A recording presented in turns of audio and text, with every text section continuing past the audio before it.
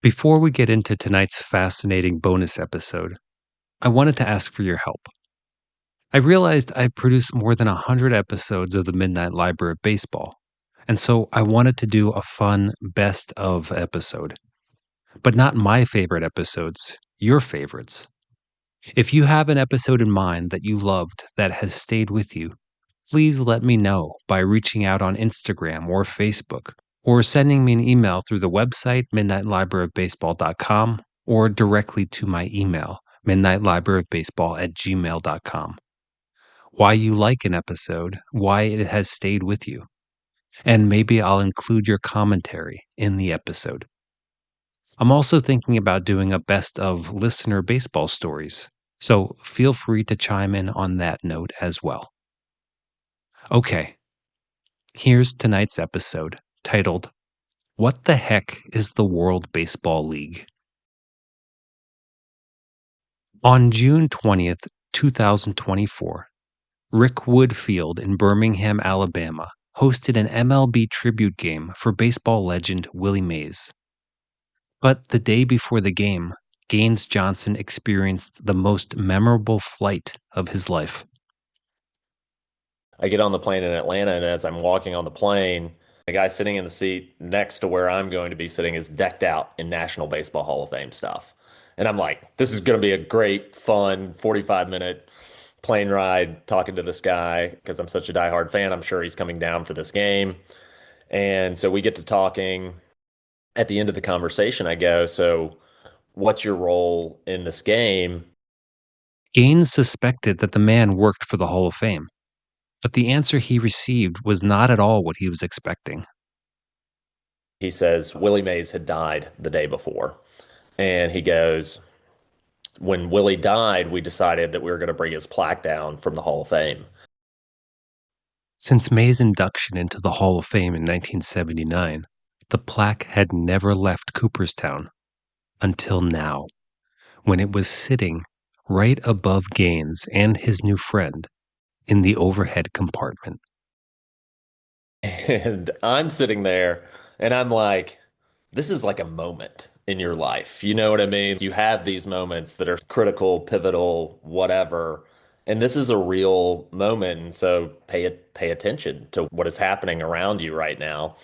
And after he gets it down, I kind of look at him and he just gives me this look like, shh, don't say anything. We don't want people to know that this is Willie Mays's plaque. But I snapped a picture of it on the suitcase as we were leaving. This wasn't just a memorable encounter. For Gaines Johnson, it was the first seed of a grand idea, something called the World Baseball League. Which raises the question, what is it and why do we need it?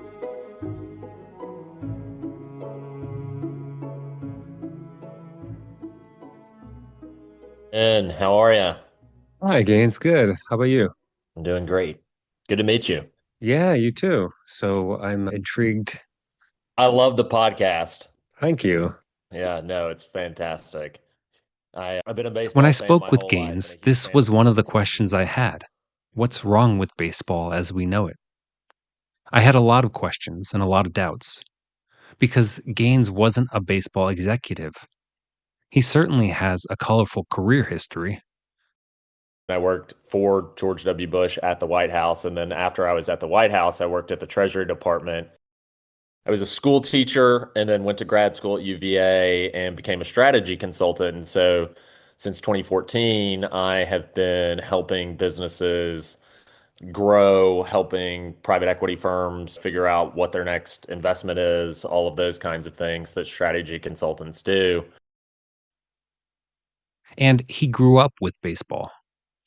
I was born in Fort Worth, Texas, was a Texas Rangers fan. My older brother, he's 3 years older than me, was a huge fan of the Rangers, and we would go to games quite frequently. I've been a huge baseball fan my entire life. In addition to watching the game, Gaines played baseball all the way into college. But after that, he was no longer in the game. although he did know how to think big. Gaines is a business strategist by trade, and in 2024, he was hired as a consultant to design the hospitality strategy for a little organization known as the Olympics in Paris. As soon as I started talking to him, I realized there was a lot I didn't know, like the fact that Rickwood Field, where they played the tribute game for Willie Mays, and near where Gaines now lives, was not only old, but was distinct among ballparks in America. Rickwood Field. It's America's oldest baseball field. Now, like automatically, okay, that doesn't compute. So what's the story? Rickwood Field was built or opened on August 18th, 1910. It was modeled after the old Forbes Field in Pittsburgh. And baseball in the early 1900s, as you probably know, had really exploded in Birmingham, especially. There were 38 adult men's baseball teams in Birmingham in 1905.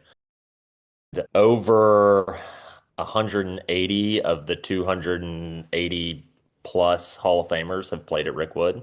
So, really has been like historically a mecca of baseball.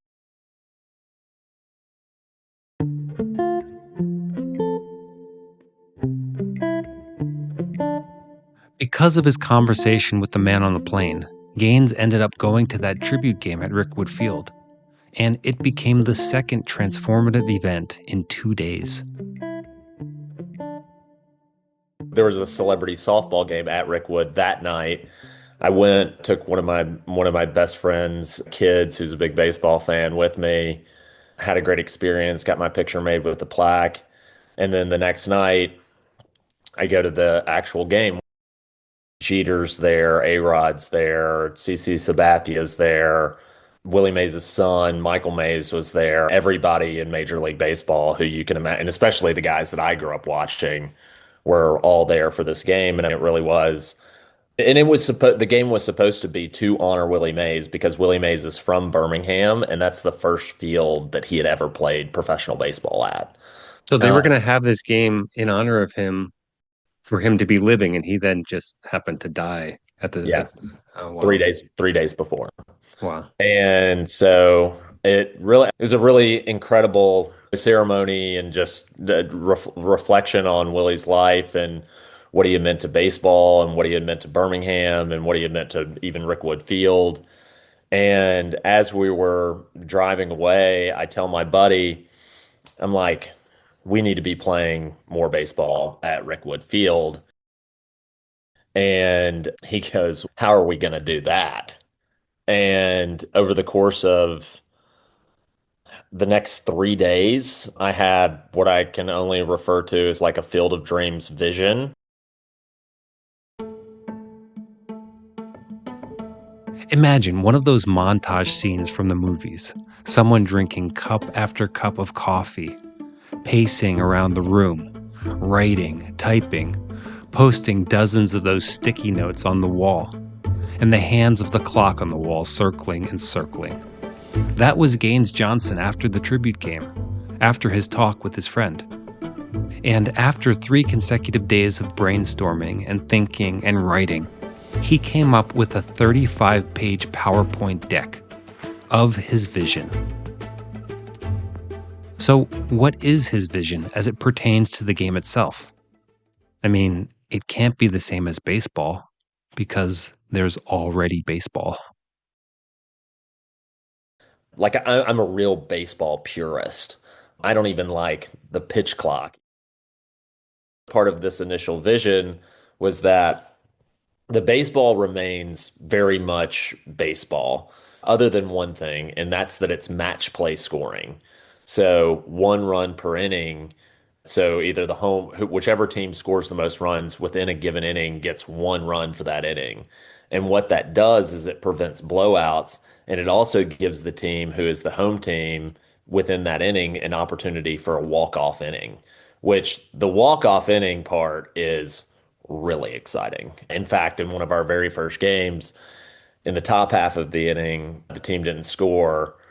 And then in the bottom half of the inning, this is the first inning, Guy walks up, hits a leadoff walk-off home run. And so the inning was immediately over.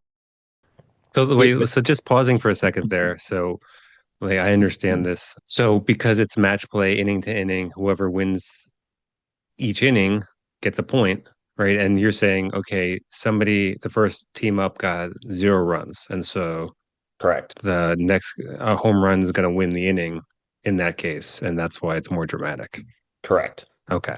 So it increases the drama. It also speeds up the game in a bit more natural way. It also prevents early inning blowouts. You see so many times in a baseball game, team scores 8 runs in the first 2 innings, and then the baseball game's kind of over. Yeah. And there are some mechanisms we've put into place to where mathematically you're never fully eliminated from the game. You know what I mean? You have to do that because if you're playing a 9 inning game, if a team wins the first 5 innings, then the game would be mathematically over Huh. unless you put something into place to allow for a comeback, which are usually statistically very hard. We varied them a little bit, but are statistically very hard things to do, like a grand slam or a perfect inning or whatever it is.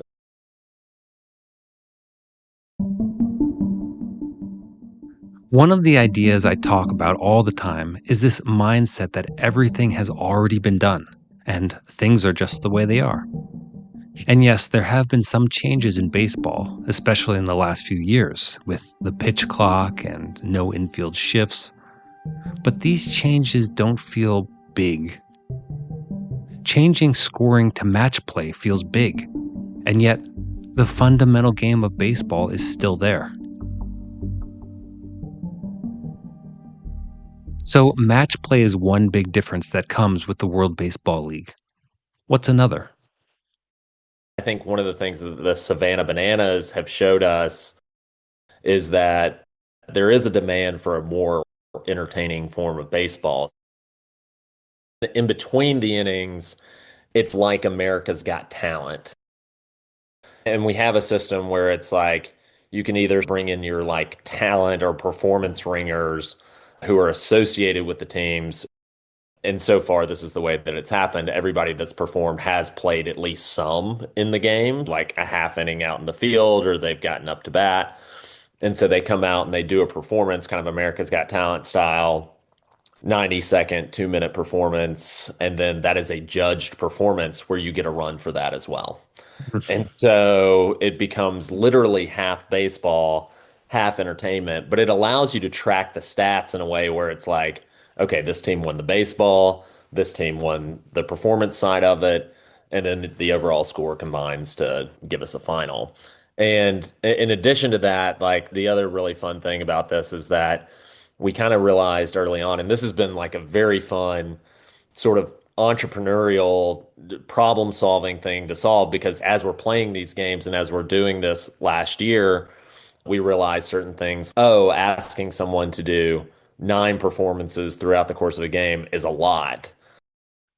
What they came up with was something called mini games, eclectic athletic competitions between innings that also factored into the game. Imagine like the things that we used to do during the in between innings of minor league games, dizzy bat races. We've done it closest to the pin competitions with players. So we put them out in center field and then we put a golf pin at home plate. And the players will take 3 balls and try to hit it as close as they can to home plate, which all of a Yeah. sudden, and this is the greatest version of this. Like we had, I think in the same game, where the guy hit the leadoff walk-off home run.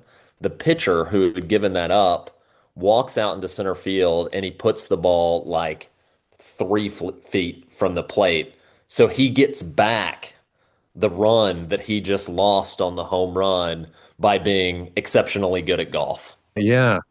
I think that's a fun aspect in terms of because people love home run derby and these mini feats of athleticism that are very specific. And to make room for that would add a whole other aspect to the entertainment that you're already talking about. That's exactly right. Yeah, and it's been really fun and it's fun for the fans and it increases engagement and interest and all of a sudden you're like why are these players walking out to center field with golf clubs right now? We're at a baseball game, but I think that element of it. And if you look at the history of baseball, like baseball has always been a super innovative game around the way that we're entertaining fans. And I think that some of that has been lost to the competitiveness at which we play the game. It's like we're no longer here to entertain in any way, shape, or form.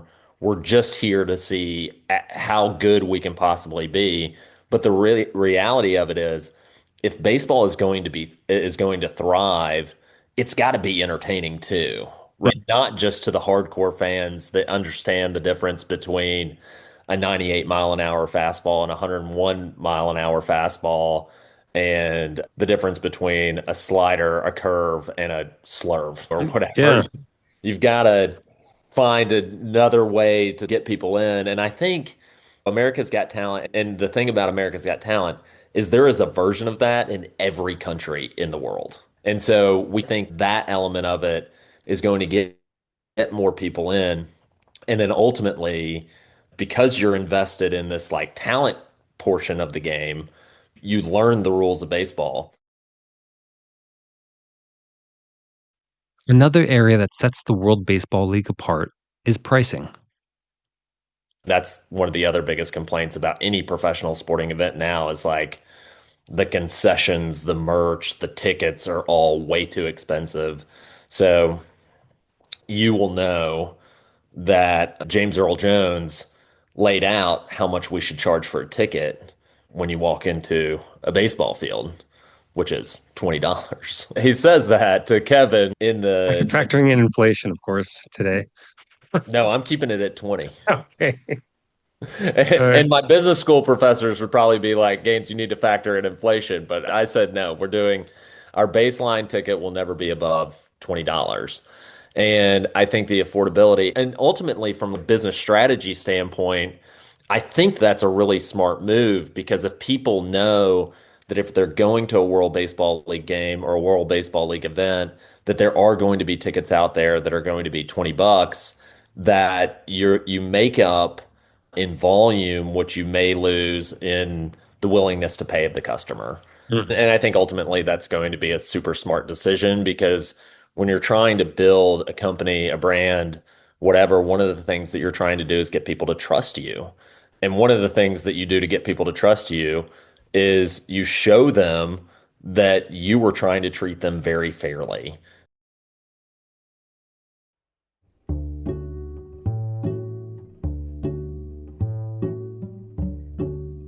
Okay, so we have match play scoring. We have entertainment as a big part of the game and experience. We have fan participation and community.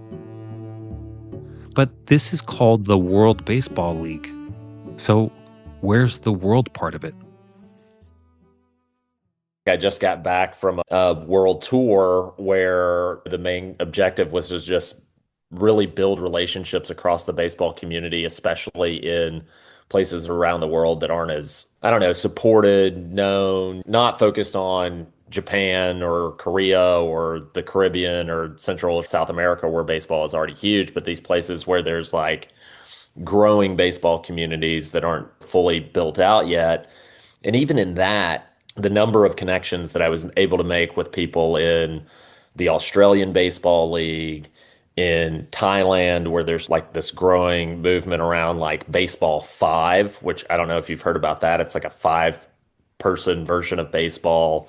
And then they've got like a growing little league and adult league there, to Dubai, where they've started Baseball United, which is really supposed to be driving the growth of baseball in the Middle East and India. One of the motivations for going on this sort of round the world trip is I don't think that there's enough interconnectivity of baseball around the planet.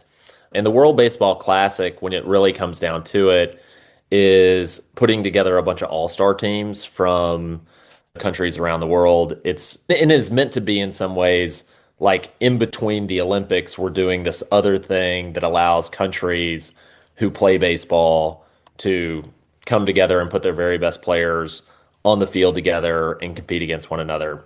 It's a great element. It's a great part of baseball. I love it.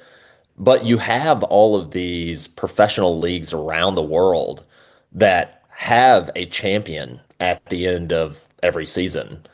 Why wouldn't the champions of all of these different professional leagues around the world come together and play in a tournament where the winners of each league of these teams that have been playing together all season get to see who is the best in the world, like the best team in the world?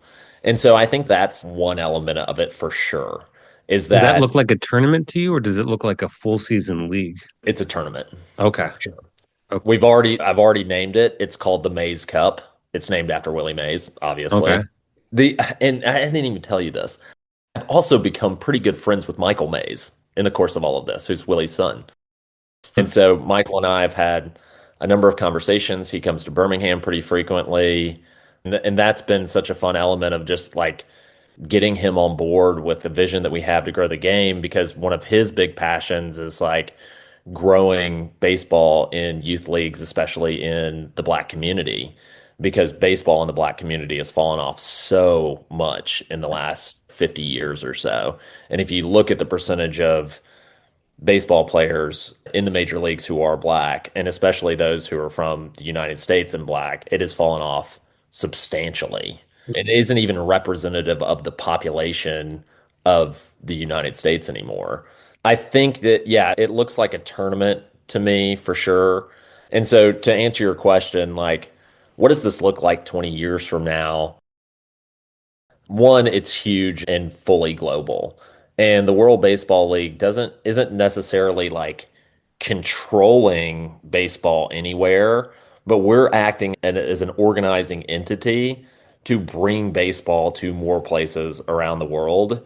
And in 20 years, hopefully, we've been really successful at growing the game at the youth level, at growing the game at the professional level, at like allowing, if somebody says in Thailand, we want to start a professional baseball league in Thailand, we've provided the support and the resources that they need to get it off the ground.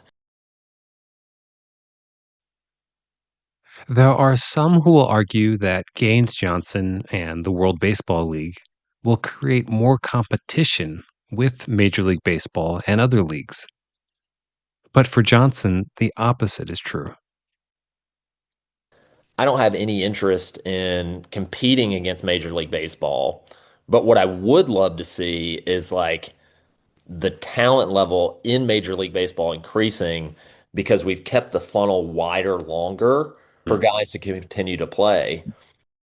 One of the biggest thing that has become apparent, and I think is proven through research, is that we don't hit our physical peak until our late 20s or early 30s.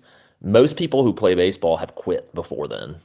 So you don't actually truly know who is like the elite talent, because we're evaluating people and essentially pushing them out of baseball long before they've reached their physical peak. So we may be missing some of the best talent that's out there. I think creating basically the conditions where these teams are playing one another from different leagues will raise the bar for the talent of baseball and ultimately give folks a more of an opportunity to play in Major League Baseball.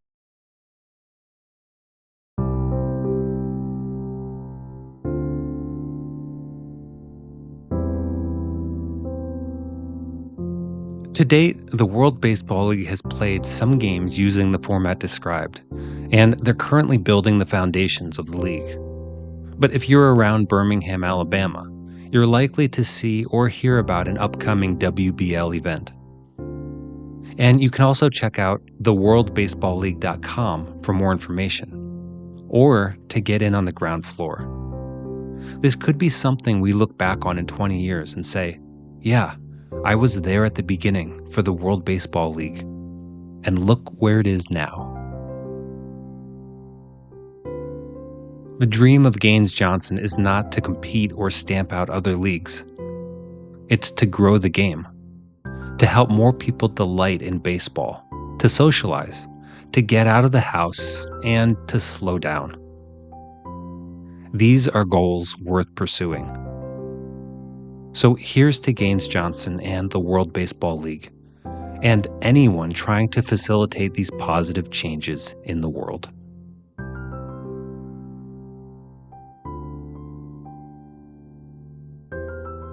The show is produced by me, Ben Orlando. Music from Pixabay and Artlist.io.